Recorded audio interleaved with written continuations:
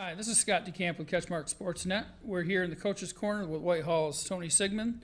This is the final Coach's Corner of the season, unfortunately. Whitehall is coming off a 24-14 district finals loss to Cadillac. With us tonight we have senior Gabe Reavey, lineman, very key player the last couple of years for the Vikings, and thanks for coming in tonight, guys. Thanks for having me. Thank you. So let's just kind of dive right in. Looking at that game against Cadillac, you look at the stats, and without being there, my colleague Zach Zweigel was there covering the game, but Whitehall and Cadillac ran the exact same number of plays. Total offense was really close. Time possession, Cadillac had you guys by like 7 minutes. There was a lot of things that were pretty close. I know you guys had chances to pull that one out, but we'll start with you first, Tony, just to see what's your quick synopsis or takeaway from that game? Well, it was a hard-fought game. It was very physical, and I feel like we had some chances, and for whatever reason, we weren't able to capitalize. And when you're playing, against playoff football, and you're on the road, and playoff football teams, I should say, small mistakes they get magnified. They were able to hit a onside kick that I thought was a really, really important part of the game, and we had a fumble there that we didn't get back, so those things kind of put us behind the 8 ball a little bit, but then we were able to make the game 14-17, and I thought the momentum for us was really shifted to our side of the field, and we just came up short, and that's really kind of what it boils down to, and that'll happen when you're playing good football teams from time to time. Gabe, off camera before the show here tonight, you were talking about how hard it was to take off that uniform for the last time. I mean, you've had a couple days to kind of let it set in now. I mean, what's the feeling coming off that game and knowing that, this season and a really good career has come to an end? I mean, for me, it was just like a lot of frustration, a lot of sadness. Like there was a lot of mixed emotions. None of them were very good. I mean, I think I probably gave every single person on my team at least 3 hugs. And every single coach, a big old bear hug, and just let them know I loved them. And I actually made a joke. I was like, "Yeah, you guys don't have a choice. I'm helping coach next year. I'm going to be a part of that team next year." And I got some chuckles. And Coach McGrew was like, "I think you're the only person that would try to make a joke right now to make people laugh." And I was like, "Well, yeah, sad's not fun." So, but I mean, I don't know. It was tough knowing that was gonna be my last high school game, like for the rest of my life, and not being able to play with that group of dudes again and that coaching staff. It's definitely, I don't know. I still don't really know how to feel about it quite yet. Yeah, it's always going to be. You're going to have every team but one is probably going to be walking off that field with some sadness going on, and just because it's the end of the season and you gave it what you could. And, Yeah. But I also interviewed you after the win over Montague, the battle for the bell, where you guys got to seize that thing back, and that was kind of the height of the emotions. That was those are the really happy moments. And I mean, what was that like? Just winning that, getting a piece of the conference title, and just kind of making that kind of signature, getting that signature win. I think it was. I had like a permagrin. Like for like the whole weekend, the whole next week, I couldn't stop smiling. Like I was just having a blast. Like the whole next week of practice, we were just all having like the time of our lives, and we're like, yeah, like we just did that. We just completed one of our biggest goals of this year, and let's go get our next one. And I mean, I think that game is going to be one of the games that I talk about for the rest of my life, where it's like, yeah, I mean, freshman, sophomore, junior year, we lost it, but my senior year, me and my boys, we were able to get it done, and I was just super proud, I guess, proud of that. Yeah, I thought it was a season of growth for you guys. You finished 8-3. Like I said, got to share that conference title. I think first time since, I want to say, was it 99 was the last time. You've been in the playoffs 7 years, 7 of the last 9 years, I want to say, 7 of the last 8. So that's a great run you got going on. Tony, how do you look back on the season? I don't want to dwell on the loss to Cadillac. I know everyone would love to maybe go back and do that over, but at the same time, how do you reflect on the season? Well, it's still fresh. I think that there's going to be new perspective as we move forward, next week, next month, and as the year goes. And when I think about this football team specifically, I think of all the adversity these guys have gone through. And I know that in some cases every kid went through it in high school. But, as Gabe being a senior, when COVID hit, and if you're a senior this year in any school, that's really defined your high school experience. And all the things that were lost and all the things that were kind of taken away from that, we had to navigate it. And, I think that part really kind of plays into the story.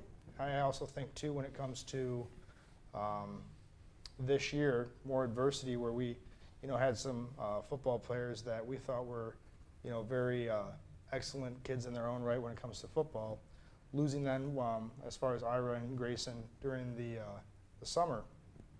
I think it was also a tough blow. And what makes this group special is, yes, we were able to have a share of the conference championship. And, this is the first time we've won a playoff game on the road. And that's a hurdle. That's a big hurdle against Sparta. So we were able to do that as well. And, these guys, over the last 2 years, they're 15-5. And that's an excellent record that a lot of people would really want to have and really cherish that. And we do. But to see all the adversity that they went through as far as the loss of teammates, the COVID piece, all of it, it really allows you to, have a certain appreciation for how well rounded these guys are, how mature they are, and just what kind of people they are, because that's a lot to overcome. We talked about the Montague win, but what are the other highlights or things that are really going to stick in your mind as you go forward? I wouldn't say, I'd say it's more about, the relationships I built and, the family bond that we had on our team.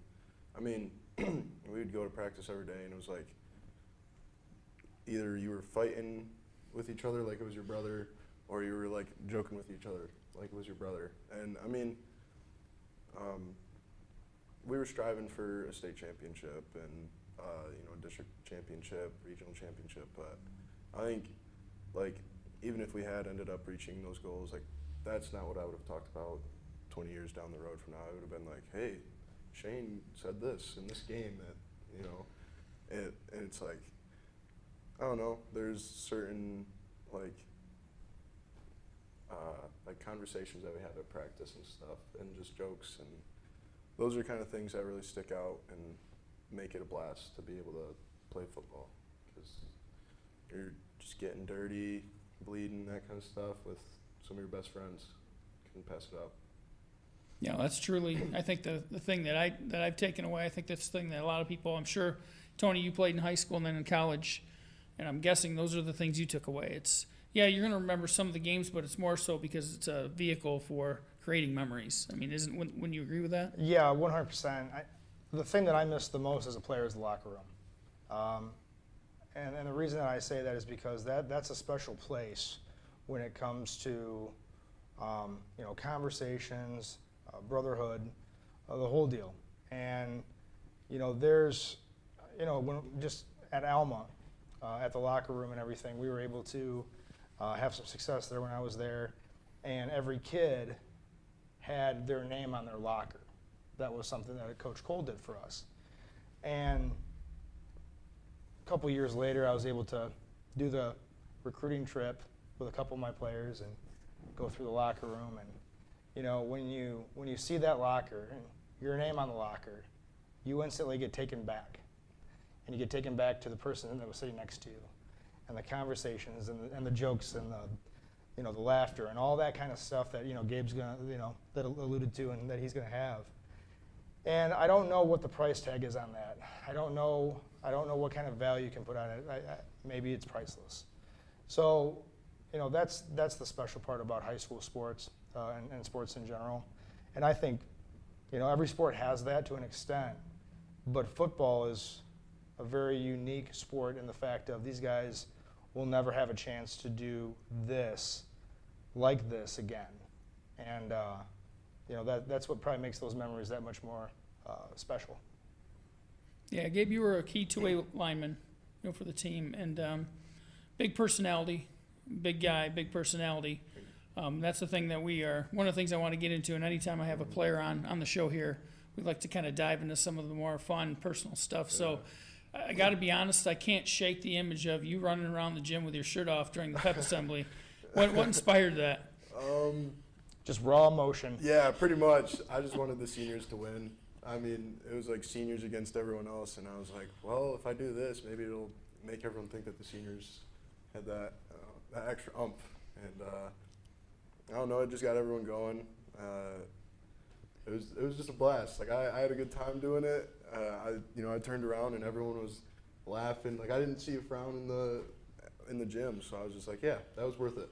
You're willing to take one for the team? Yeah. Just to get a laugh? Oh yeah. Yeah. Anytime. And you mentioned you're kind of here on your lunch break. Yeah. But the reason I bring that up right now is because of your meal choice, your dinner choice. Could you kind of explain to the viewers what that consists of, or what that concoction is, whatever you want to call that thing? So, I got a McGanger from McDonald's.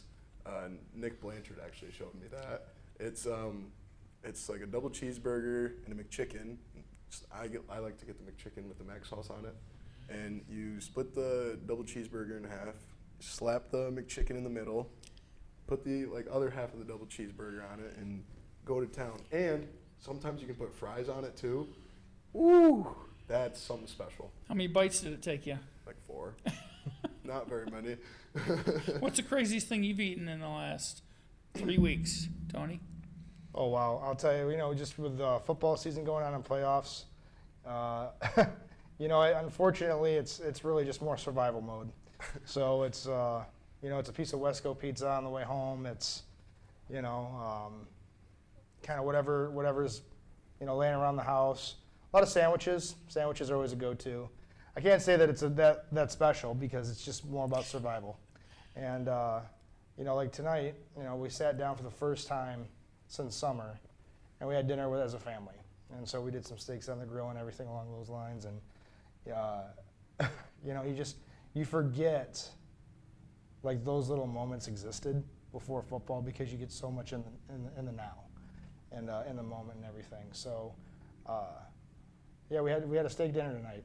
And that's probably the first time I could really tell you that we had like a true like sit-down meal.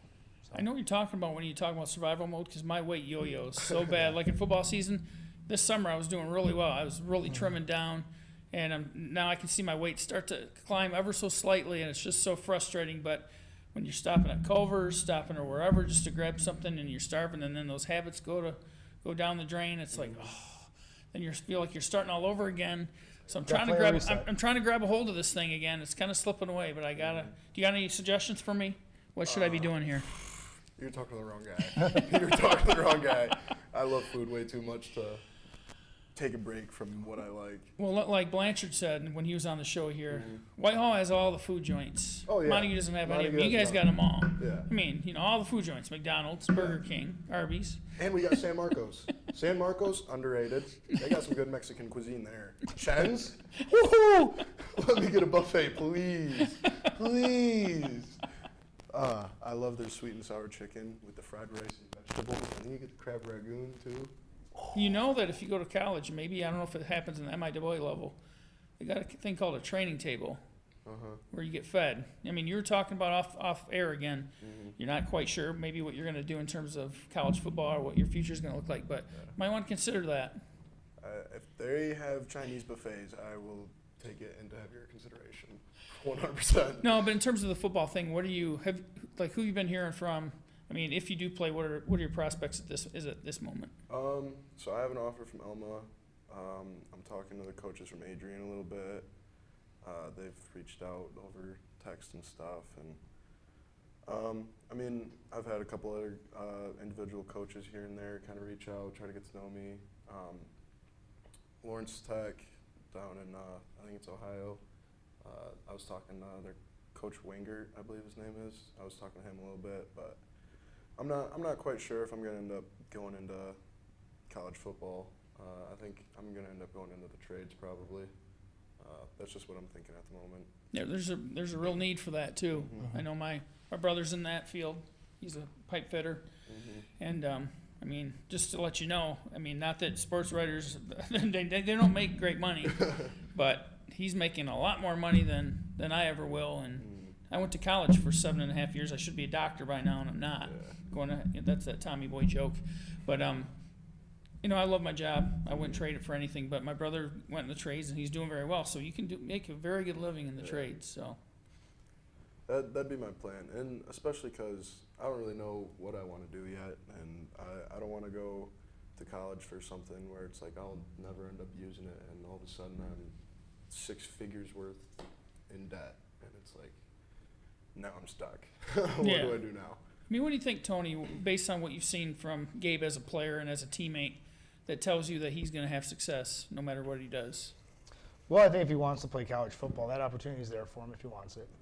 You know, the biggest thing is just making sure he's, you know, on the path of what he wants to do for the rest of his life. And if those two things match up, then I would say do it in a heartbeat. But if it's something to where it doesn't, you know, you really got to be future focused. I think Gabe would do great with anything hands-on. I think Gabe would be, based on, you know, certain interests and everything, could do really well in the college setting too. So I think he's really just kind of got to sit down. The tough part is right now is that everything is happening really fast, you know, for all of our seniors. So I think there needs to be a point of where, you know, there's some reflection, and there's a point of where, you know, where do you want to see yourself, and how do you kind of see the rest of your senior year going, that I think is really important to, you know, really embrace. You know, I don't care if you're playing at Michigan State or Grand Valley State or you know, Hope College or wherever. There is a point when college football is a job, and our kids are, you know, they're ready for it. I feel like we do a good job preparing them for it, but make no mistake about it, it is a job, especially during the week because of the caliber of football players you see at practice, and what school looks like, and what all, you know, the whole experience looks like. It's positive and it's a good thing, and you create a lot of memories, and you create a lot of you know, networking opportunities. But at the same token, you know, unfortunately, Gabe's right. You know, there's a reality of student loan debt. There's a reality of you know, where do you want to be 5 years from now, and everybody's situation is different. So, you know, I think you have to embrace that on an individual basis.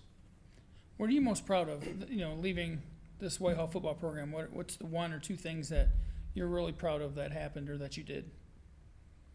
Oh, wow. I was not expecting this question to be asked. I know I put you on the spot there. I haven't Sorry really about thought that. You're of it. usually pretty good at reacting to I these haven't things, really though. thought about this.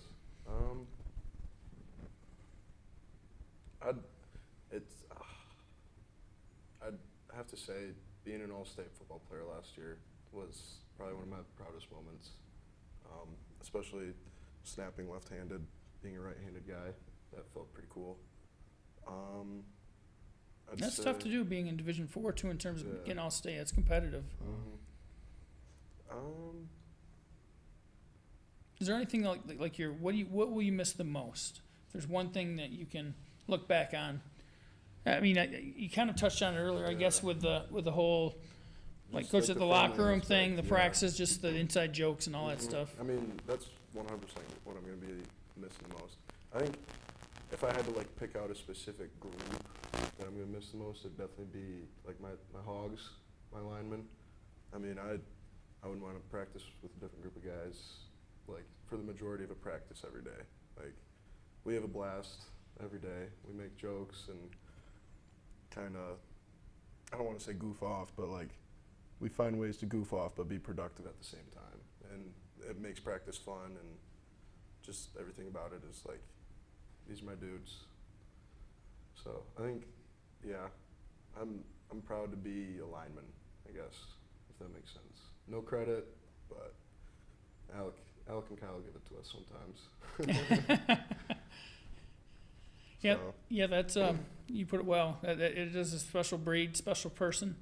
You know this, obviously, Tony, to be able to play line, because those end up being some of the best, like, individuals out there, I think, in terms of, just because they, like you said, they don't always get credit, or rarely get credit, but they're the foundational pieces of any football team, and they're usually just down to earth, good people too. So, but 8-3 season again. Share of the West Michigan Conference title. Just a lot of good memories. A nice win over United, which is still in the playoffs. A nice win over Montague, which is still going too. So, you beat some good teams along the way. Just a lot of good memories, and you guys did a lot for the program and moving things forward. So, any final thoughts from either of you, including you, Tony, on the season that was? Yeah, I as I was driving in, I had a chance to see something that another coach posted, and he talked about, and they're done in the playoffs and everything, and a close friend of mine, and basically talked about what his seniors meant to him, and I'm going to steal it from him because it's so true for us as well. And that is, every team kind of stands on the shoulders of someone before you. And, that was no different this year from last year's team. But, there's a lot of excitement in our football program right now. And so much of that is predicated on what this senior class accomplished. There's reason to be excited. And the reason is because of the year we had, and quite honestly, the people that made it special, and Gabe Reavey is very much one of those people that made it special. So, when we look at any type of things that happen next year, or any potential successes, it's going to come off of standing on the shoulders of the Gabe Reaveys and the Max Browns and the Brody Focuses and Nick and Alec. Van Patten, all of them, and Cole and Abram, and that's where high school football is special because it's always cyclical. We always are going to have to say goodbye at some point. And one of the things I told my seniors, on Saturday, I couldn't sleep, just couldn't. So I woke up at 7 o'clock in the morning. And the first thing I wanted to do was I wanted to send a text to them. Because I know these guys aren't getting up till noon anyway. Yeah, I don't know how I was up so early that morning. But what I wanted to do is I wanted to make sure that our kids saw a message that was positive, because I know what it feels like to wake up and kind of have that final feeling. And I wanted them to, the first thing that they do when they looked on their phone was just say, okay, our coach just said thank you. And that he appreciates us and the hard work. And, right now the roles changed for me, because now I get to be their biggest cheerleader. And I get to be their biggest supporter. And I'm always going to be in their corner. And that's what's really cool about high school football and being able to be a coach. It's every high school football coach is invested in their team. They have to be. But when kids invest back into you, that's special. That's special. That's got to be such a bittersweet feeling. It is. So very much so. But no, very well stated. You guys both did a great job tonight on the show. Appreciate you both coming on. Thanks, Tony, for everything this season. And thanks, Gabe, for coming on and just being such a great personality and just a fun guy to cover and to talk to. Appreciate it. I'm going to have a lot of good memories from that, too. So great job this season, guys. And that'll wrap it up for Coach's Corner with Whitehall for the 2021 season.